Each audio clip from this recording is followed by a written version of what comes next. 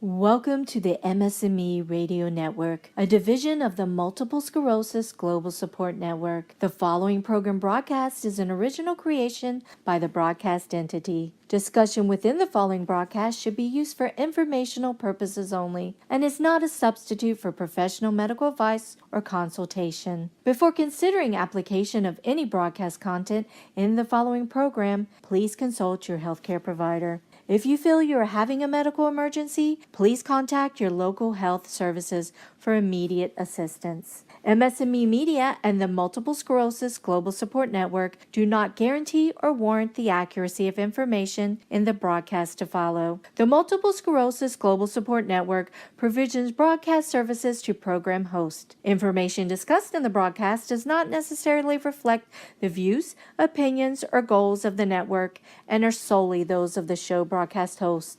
Should you wish to host a broadcast, please visit our website at msmemedia.com and submit a request to become a program host. We thank you for listening to the MS&Me Radio Network. Enjoy the show. Hi everyone, I'm back with this week's Positively Different MS show, all the way from Scotland here in the United Kingdom. Welcome back here to part 2 of The Turning Point Counselling. Last week we introduced the topic of counselling and the role it can play in life and in your MS journey. We talked with my personal counsellor, Alan McNeil, and opened up about what counselling can do for you as an individual and for your family and friends around you. This week is part 2 as we continue to explore this important but often hidden topic, which I believe is a conversation that needs to be opened up and heard so that we can see if it is something that could play a part in more people's jigsaw and in more people's life. I am Patricia Gahagan. I am an author, a mum, radio host and person of positivity. My debut book, Born Together, was released in May this year, and it shares my unique journey, my MS jigsaw, my determined spirit, my positivity. It shares life's highs as well as those uncomfortable lows. Counselling has made a big difference to my life, and I want to share this and the role counselling can have in all walks of life. I very much thought I was someone who didn't need counselling. I was a coper and a doer. Oh, how wrong I was. So if we all reflect on ourselves and what it is we need to get us from where we are to where we want to be, it will be different for everyone, but for me, counselling was a pivotal part in that. Counselling taught me that if I just shift my perspective a little, then I can actually change a lot. That is when I started to search for the positives in everything, no matter what happened. I started to shift how I looked at things. I would stop and think to myself, okay then, what are the positives I can take from this situation? I started to be more and more grateful for what I had and think less and less about what I didn't have. Those types of things become a habit eventually. If you repeat them often enough, they become something that you do without thinking.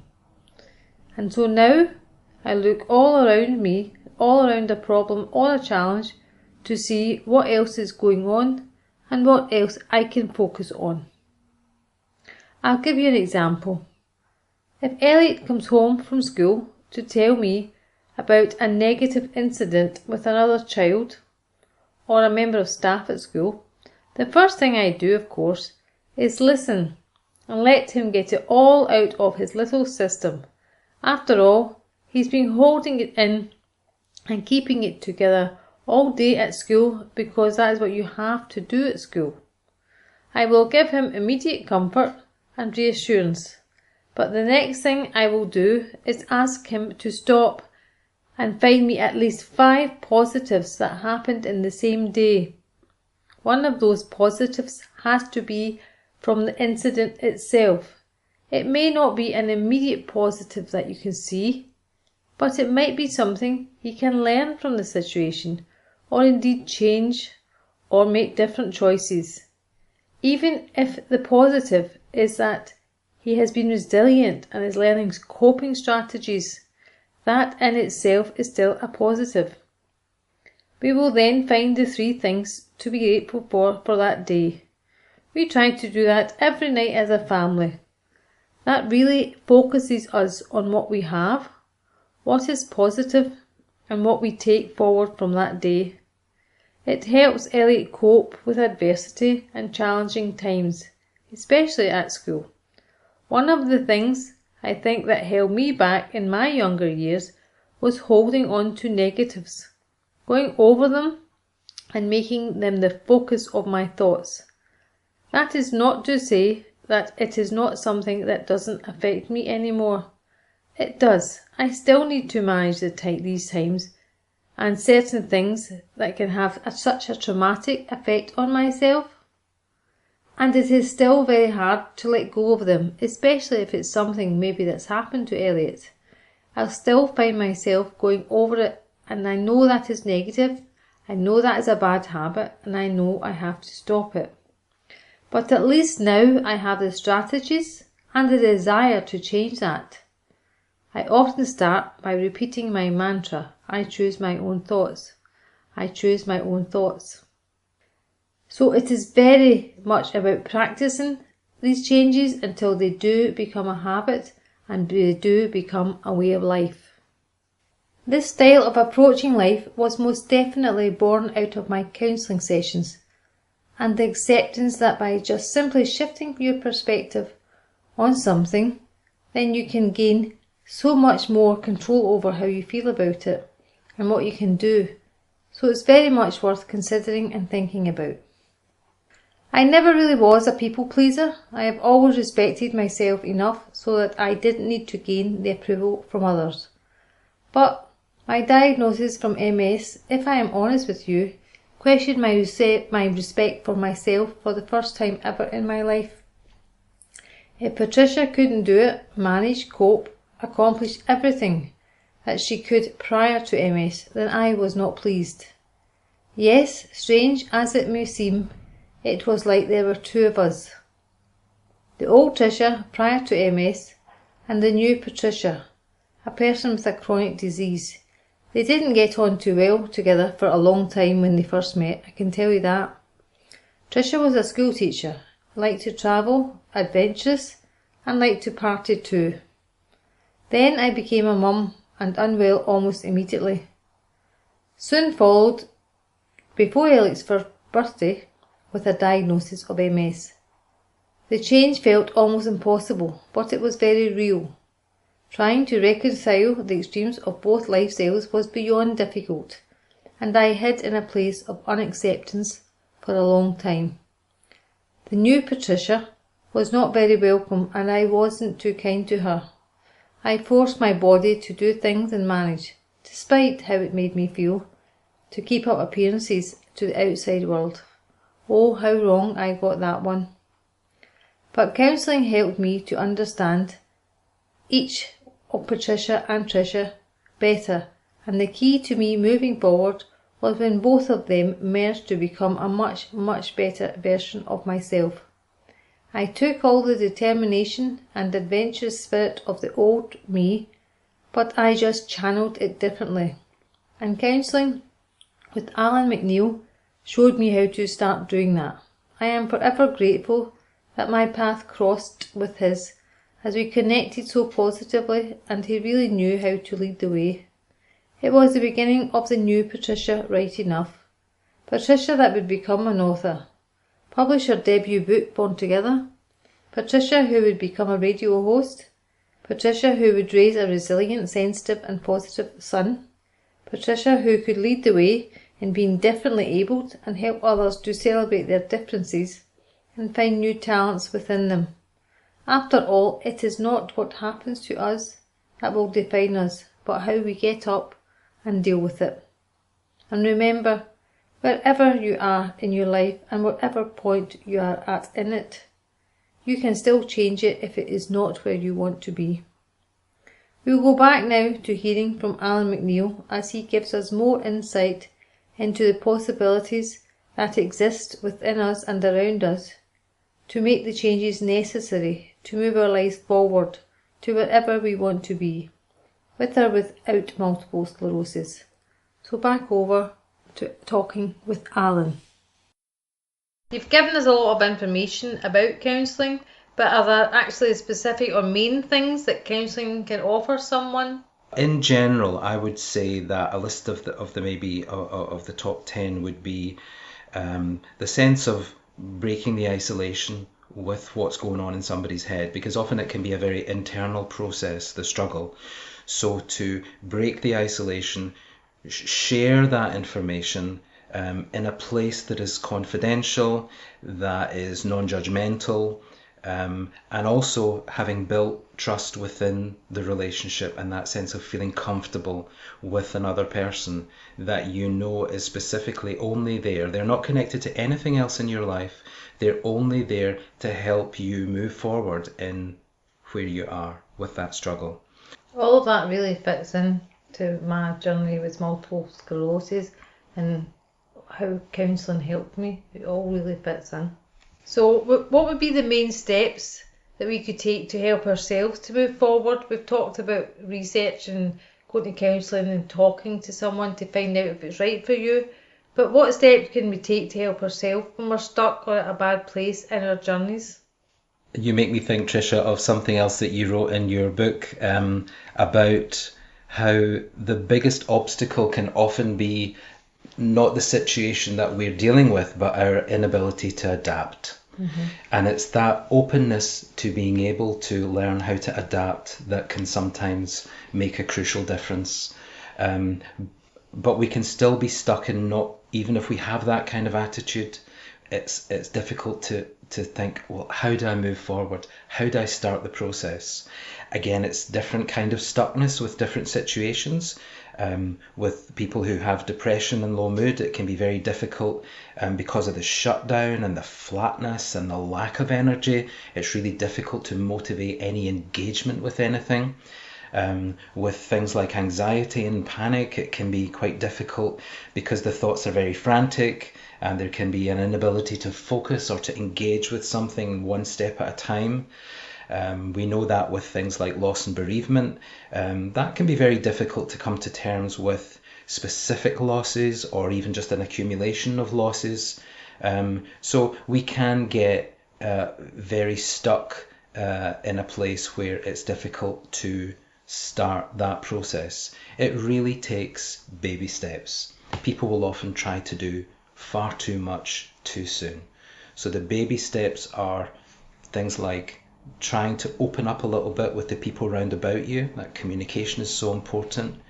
Even something like very basic mindfulness of trying to find small tasks at home or in the local environment to engage with just for short periods of time. Trying to avoid rumination as much as possible. That's the idea of going over things in your mind over and over again, because that can always be something that wears us down and creates a whole lot of issues that all become very virtual. And the only thing that's happening in that moment is that you're sitting possibly at home, nobody around. That's the thing to engage with, not 100,000 things that happened before that potentially could happen in the future. But what do I need to do right now in this moment? It's useful if there are partners around at times, parents, children, friends, colleagues. Not everybody has that.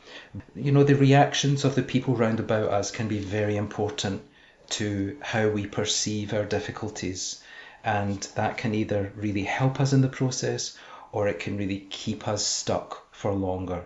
So it's very, very tricky.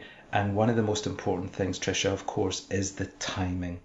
It's the timing of when we can just manage to bring ourselves to begin that process. And at the right time, as you mentioned a lot also in your story, Tricia, the timing was not right until the timing was right. Mm-hmm. And when the timing was right, you were more than able to access at that point. Mm-hmm.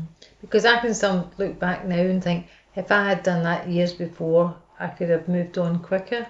But probably I wasn't at that point. Well, actually, I wasn't at that point. It's a really interesting point. People often say that. I wish I had done this years ago. But actually, they probably would not have been able to engage at that point. And well, you certainly gave a lot of advice there and information how to try to start if you're feeling stuck at a certain point. Can we just finish off here, Alan, with you maybe to describe in essence what you hope to achieve for someone as their counsellor? Well, that reminds me, Tricia, of a moment that you related in your book, Born Together, about a time when, I don't know if you remember this, you will remember it. You took your son Elliot to the Burrell collection at Yep, I Pollock do Park. remember, yep. Do you remember that story? Yep.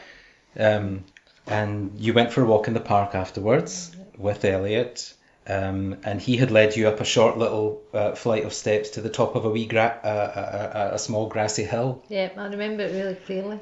And then he got distracted by other children and he ran off and he left you there. Yep. And you were sort of stranded and standing there thinking, how am I going to get down, and getting more frantic and panicky about being stuck there. And then you just spotted 5-year-old Elliot in the distance, and he spotted you, and without thinking, he just ran straight over, offered you his arm, and he helped you down. And then he just ran off to play with his pals again. I'll never forget it, actually. It's It was just amazing. such a touching story. I just love it.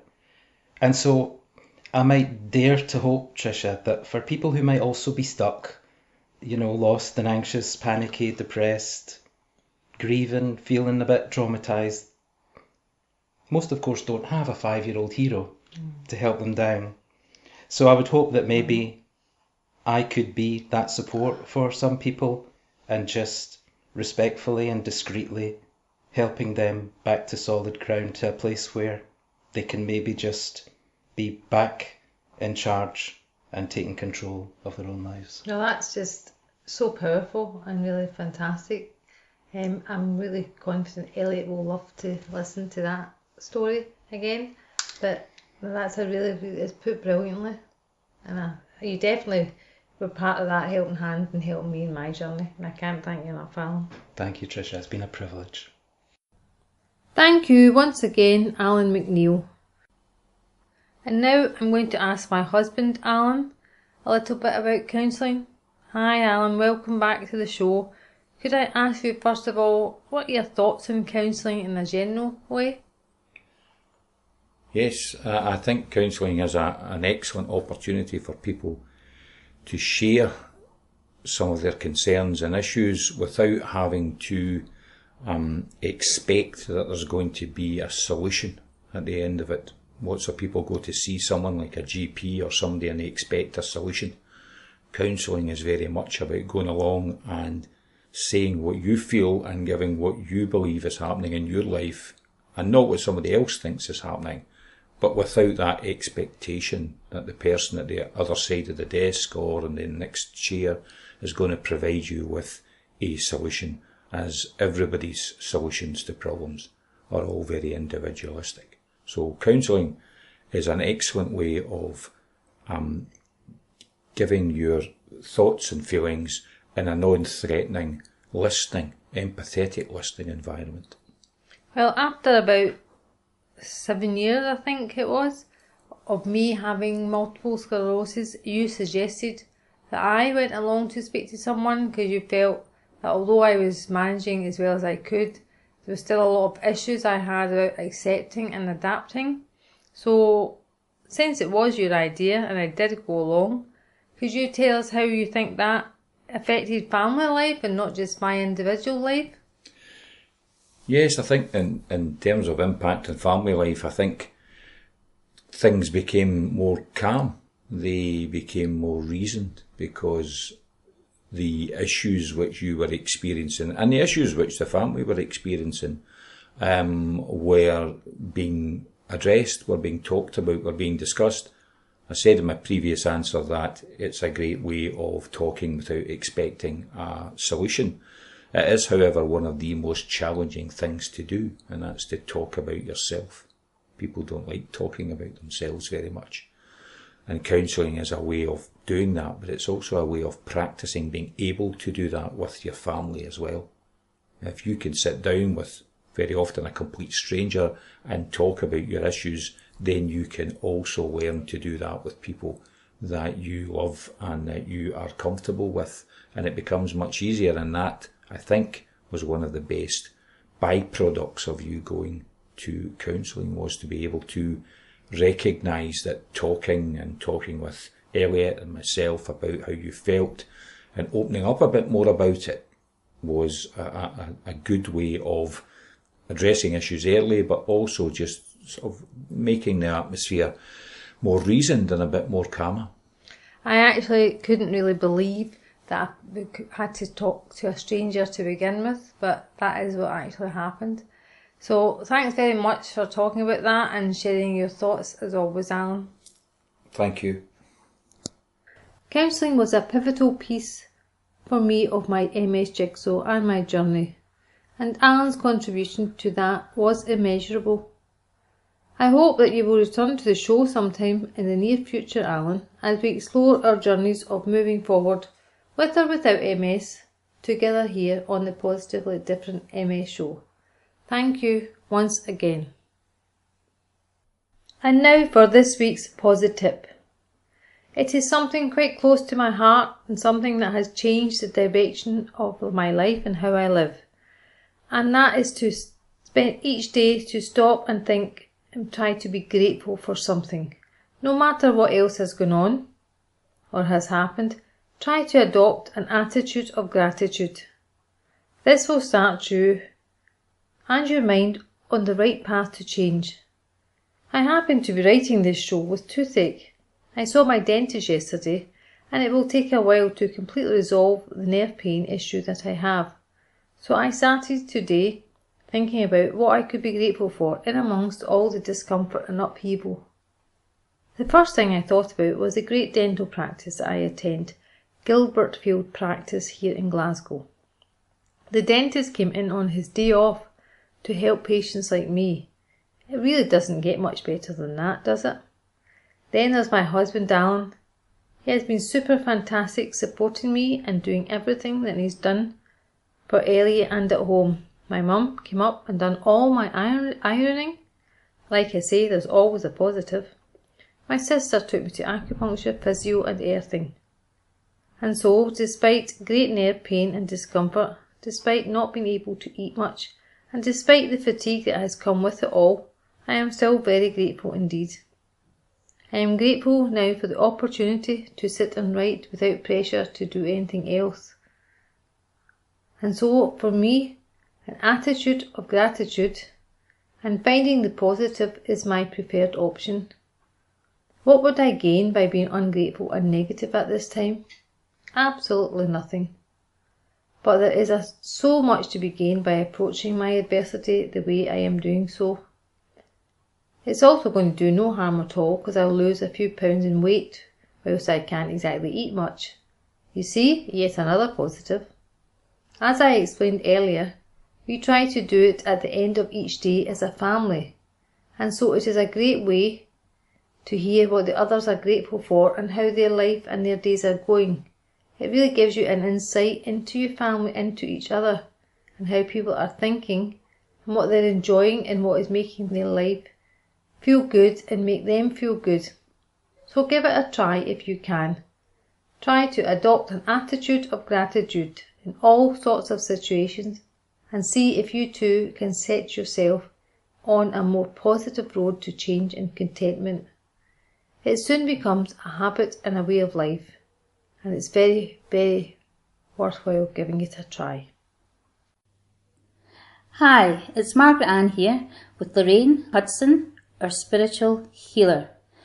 Before you read today's inspirational quote from Elijah Woods, can I ask you, Lorraine, if you can share anything more from your spiritual perspective on an attitude of gratitude and positivity? Yes, that's absolutely fine, Margaret Ann. Gratification is part of my spiritual path. It's also part of my spiritual life. I learned how to show gratification to others, and when doing so, I found myself unlocking the chords of my heart. And what happened through this, when these chords were unlocked, there was like a feeling of a breeze just sweeping across me, and it felt so calm. And it also taught me in my spiritual world that gratitude unlocks the fullness of life. it also turns denial into acceptance, order to chaos. And then sometimes we go through our journey and we feel our light inside, Margaret Ann, just slightly dimming. I always say, thank you for a wonderful day, even though it might not have been so wonderful. And when this appears, I always have what I call in my head, my saving grace. My saving grace is always, no matter what people's beliefs are, no matter what you believe in, if you have none, then saving grace will always save your day. She's always there, and she'll follow you and bring that light back into your heart. I feel that lately in my own spiritual journey, I've learned so much more, through compassion to others, just through being grateful. A smile at a stranger always works. And I just feel now, where I am spiritually, I have to teach others of gratification. Gratification is something that we all possess inside us. So if you're grateful for who you are, I truly believe the rest will follow, Margaret Ann. Thanks, Lorraine. And now for a quote from Elijah Woods. I think being different, going against the grain of society, is the greatest thing in the world. Thanks everyone for tuning in and listening this week. And on next week's show, Positively Different MS, I will be looking at the support around us and what is available to help us manage MS, to manage life, and to manage them both well. I will have an interview with my GP and with the family doctor, and how the role and support from both of them plays and provides in our journey. Despite the fact that I do not follow the neurological path, and I do not take disease-modifying drugs, I have to say that it's still an important role for medical care and advice. So tune in next week to find out more, and how, contrary to belief, I did not in fact opt for the self-help route in the beginning. It was more a case that I was led down that road, or maybe even pushed down that road. So please tune in next week to find out the story of how that happened and how I've ended up on the path of alternative care, self-help and self-discovery that I am currently on. Once again, thanks for listening, and thanks for my return listeners. I leave you with the thought that we are all on this journey together towards positive change. We can all benefit from a life jigsaw, an MS jigsaw, that holds the pieces we need to move us from the place we are in to the place we want to be in. So take some time to work out what pieces you would need to help you move closer to where you want to be in your life. You absolutely owe that to yourself at least. So until next week's show, I send you positive thoughts always. And remember, together we can find a way.